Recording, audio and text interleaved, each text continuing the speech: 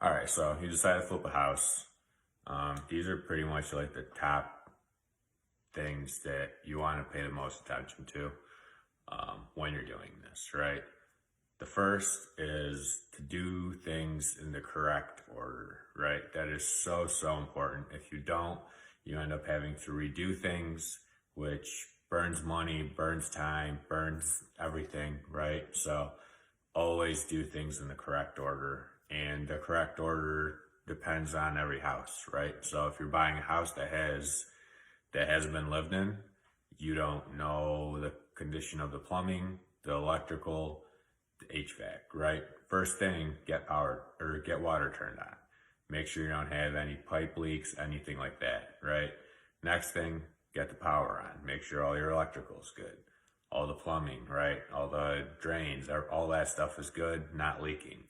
Then go on to the next things, right? So it just depends on the house and the situation, but make sure you always do them in the correct order because you don't want to redo things. This one kind of goes into the first one, to have a time frame and a plan and stick to it, right? Time is money. So the longer something takes, like holding costs, mostly if you're using hard money and everything else, they're expensive, right? Depending on how much the house is, you could be spending $1,000, $2,000 a month. And the longer it takes you to do that flip, the more your holding cost is and the less profit you make.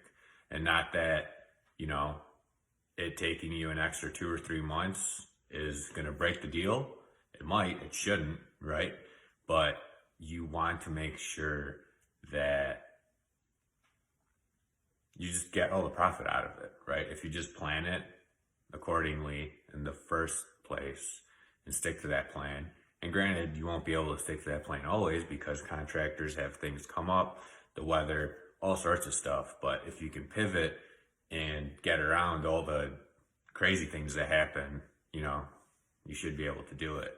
And then finally is like pay attention to the small little details, right? Like little cracks in the ceiling or just little divots or dents in the paint, which you might not see, but you'll be able to see it once you get a fresh coat of paint on it, right? So stuff like that is really important because you could redo a house and make it look beautiful, right? Beautiful kitchen, beautiful floors, bathrooms, everything could be great. But if all your walls have little divots in them or they're not perfect or they have like, it's gatoring, right? Once you take off wallpaper and you don't, you know, pretty much skim coat the wall and you have that weird texture on the wall, that just looks weird, right? And to a home buyer, stuff like that's a big deal, right? Fixing a little crack in the ceiling or fixing a little divot or dent or whatever it is, that's not hard in the grand scheme of things. If you just replaced the kitchen and bath and did all this other crazy stuff, you know, pay attention to the little details because when homeowners look at things, they see these little tiny things, which are by no chance a big deal, but to them it might be a huge deal, making them weary of wanting to buy the house, right? So if anything's damaged or broken, just replace it, right?